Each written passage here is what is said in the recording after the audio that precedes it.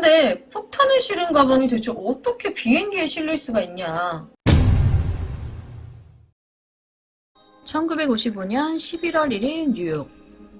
시카고, 덴버 등을 지나는 여객기 DC-6B 유나이티드 629편이 출발했습니다. 이 비행기는 오후 6시 25분 콜로라도주 덴버의 스테인플턴 공항에서 연료를 더 넣고 승무원을 교체한 후 승객들을 새로 태워 다음 목적지인 오리건주 포틀랜드로 향합니다. 그런데 스테이플턴 공항에서 이륙한 지 11분 후 갑자기 교신이 끊겨버립니다.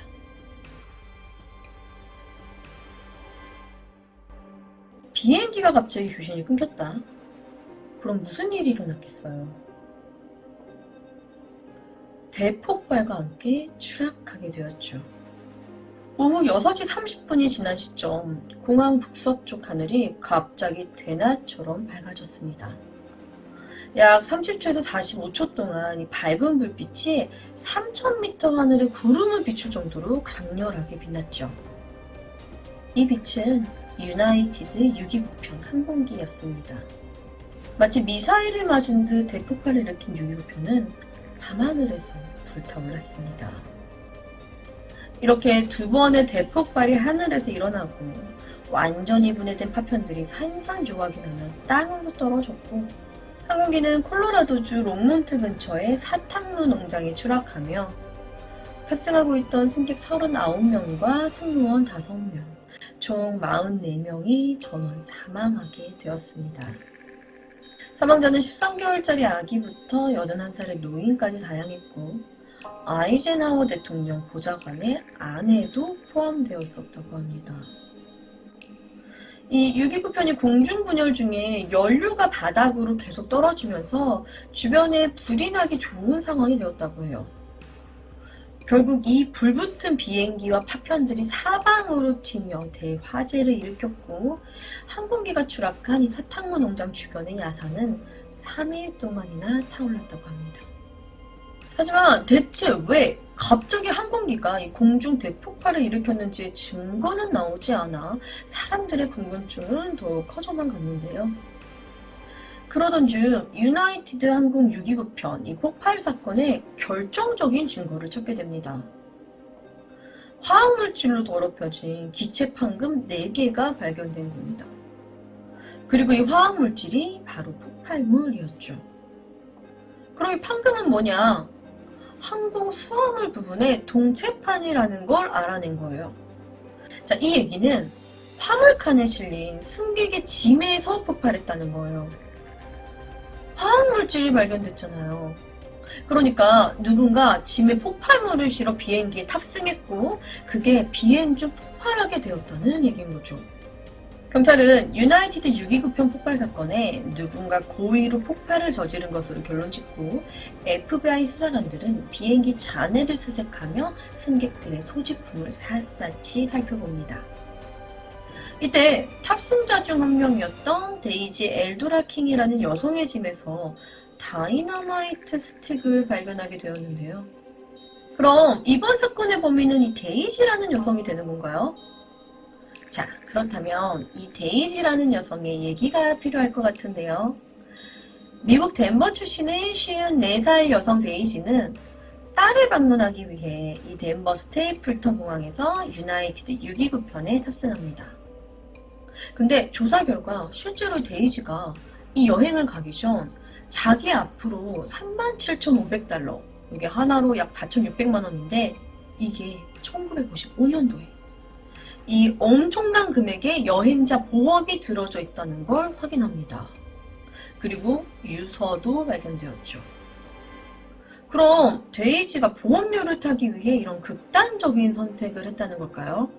아쉽게도 범인은 데이지가 아니었으며 범인의 정체는 더욱 충격적인 사람이었습니다. 범인으로 잡힌 사람은 23살의 남성 존 길버트 그레이엄. 그가 용의선상에 올랐고 그의 자백을 받아내는 데까지는 오랜 시간이 걸리지 않았습니다. 그렇다면 존은 누구죠? 존은 어린 시절 어머니가 자신을 고아원에 가두면서 정신적 공황 상태를 겪고 있다 주장하는데요. 이런 불우한 어린 시절을 걸쳐 존은 이후 가족과 함께 살다 16살이 되던 해 집을 떠나 독립해 살았습니다. 그리고 이 유나이티드 629편이 폭파되기 2달 전 존의 엄마가 운영하던 레스토랑에서 갑작스럽게 가스 폭발이 일어났고 이것으로 피해를 입자 엄마를 위해 다시 집으로 돌아와 이 덴버 지역에서 거주하고 있었다고 합니다.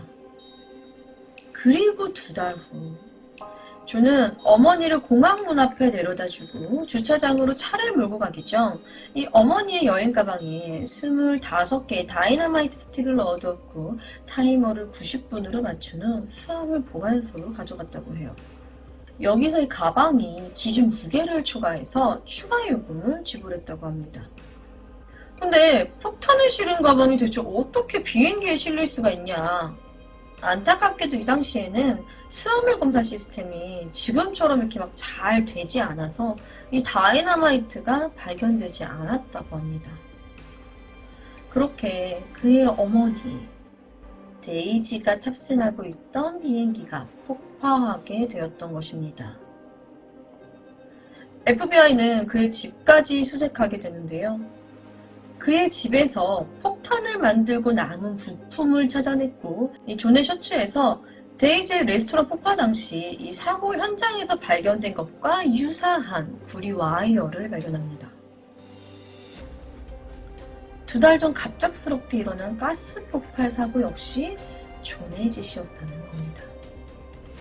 결국 존은 데이지의 레스토랑 폭파와 다이너마이트를 사용해 시합탄을 만들어 비행기를 폭파한 것 모두 인정하게 됩니다. 존은 비행기를 폭파시킨 이유가 불우한 어린 시절을 보내게 했던 어머니에게 복수하기 위함이었다고 합니다. 그런데 단순히 불우한 어린 시절을 보내게 한 엄마에게 복수를 하기 위했다고 하기에는 존이 어머니에게 받을 유산이 상당했는데요. 상당한 규모의 유산에 어머니 앞으로 들어놓은 엄청난 금액의 여행자 보험. 결국 그는 엄마에 대한 증오심과 더불어 그녀가 남겨줄 상당한 유산 때문에 그녀를 살해하였다고 자백합니다. 자, 증거 확실하고 범인 잡았고 자백했고 이제 재판만이 남아있는데요.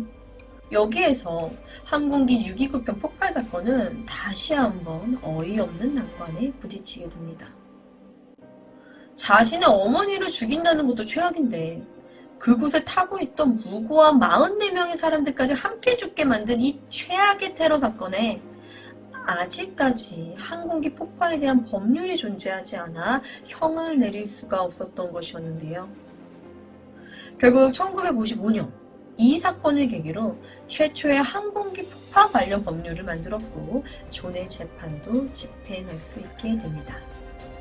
존은 살인죄로 사형을 선고받았고 그렇게 1957년 1월 11일 가스실에서 처형됩니다.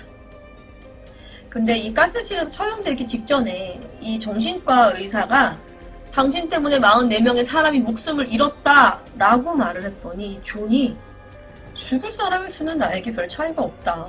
1000명이 될 수도 있다.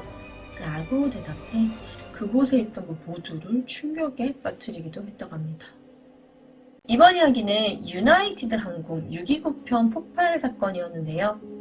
이륙한 지 단 11분 만에 공중에서 폭파하며 탑승 중이었던 44명 전원이 사망하게 되었던 이 사건은 비뚤어진 증오심과 막대한 유산에 눈이 멀어 자신의 어머니를 살해하고자 했던 존에 의해 벌어진 사건이었으며 어머니, 이 단 한 명을 살해하기 위해 무고한 43명의 사람들이 함께 희생하게 된 최악의 항공기 테러 사건 중 하나로 손꼽히게 됩니다. 그리고 이 페륜 테러 사건을 계기로 항공기 폭파 관련 법률이 만들어지게 되었습니다. 준비한 이야기는 여기까지이고요. 저는 뉴스패치의 유스였습니다. 감사합니다.